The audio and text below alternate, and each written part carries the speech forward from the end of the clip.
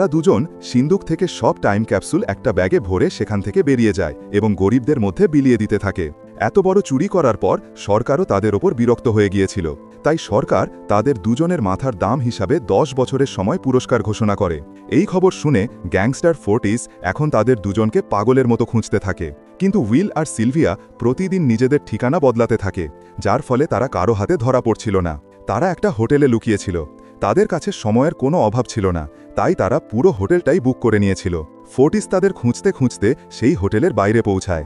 সেখানে সে কিছু লোককে ধরে উইল আর সিলভিয়ার ব্যাপারে জিজ্ঞাসা করে, কিন্তু সেই লোকগুলোর ওপর উইল আর সিলভিয়ার অনেক উপকার ছিল, তাই তারা মরতে রাজি ছিল, কিন্তু তাদের ঠিকানা বলতে রাজি ছিল না। কিন্তু ফোর্টিস যখন তাদের ওপর খুব জোর জবরদস্তি করে, তখন তাদের মধ্যে একজন মৃত্যুর ভয়ে ফোর্টিসকে সেই হোটেলের কথা বলে দেয় যেখানে উইল আর সিলভিয়া লুকিয়েছিল। এরপর ফোর্টিস সঙ্গে সঙ্গে তার গ্যাং নিয়ে সেখানে পৌঁছায় এবং তাদের দুজনকে ধরে ফেলে। এখন উইল আর সিলভিয়ার পক্ষে তাদের হাত থেকে বাঁচা অসম্ভব ছিল। ফোর্টিস উইলকে একটা কেবিলে বসিয়ে টাইম ফাইটের জন্য চ্যালেঞ্জ করে। উইল বুঝতে পারে যে যদি সে চ্যালেঞ্জ প্রত্যাখ্যান করে তাহলে ফোর্টিসের গ্যাংয়ের লোকেরা তাকে মেরে ফেলবে, তাই সে ভাবে আজ এর সাথে একবার পাঞ্জা লড়া যাক। ফোর্টিস আর উইল একে অপরের কবজি ধরে এবং মৃত্যুর খেলা শুরু হয়। ফোর্টিস ছিল একজন দক্ষ খেলোয়াড়। সে শুরুতেই উইলের হাত নিচে নামিয়ে দেয়, যার ফলে উইলের সময় দ্রুত ফোর্টিসের মধ্যে ট্রান্সফার হতে থাকে। কিন্তু উইল একদমই জোর লাগাচ্ছিল না, যেন সে ইচ্ছে করে হারছিল। কিন্তু যেই মুহূর্তে উইলের জীবনে মাত্র 3-4 সেকেন্ড বাকি ছিল, তখনই উইল তার শক্তি দেখায় এবং এক ঝটকায় ফোর্টিসের হাত নিচে নামিয়ে দেয়। ফোর্টিসের চোখ ছানা বড়া হয়ে যায়।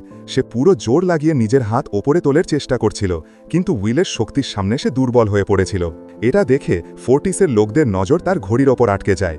এখন তাদের বস মরতে চলেছিল। এই সুযোগে উইল তার জুতো থেকে বন্দুক বের করে চোখের পলকে ফোর্টিসের সব লোককে গুলি করে দেয়, কারণ সে যদি এটা না করত তাহলে তারা তাকে মেরে ফেলত।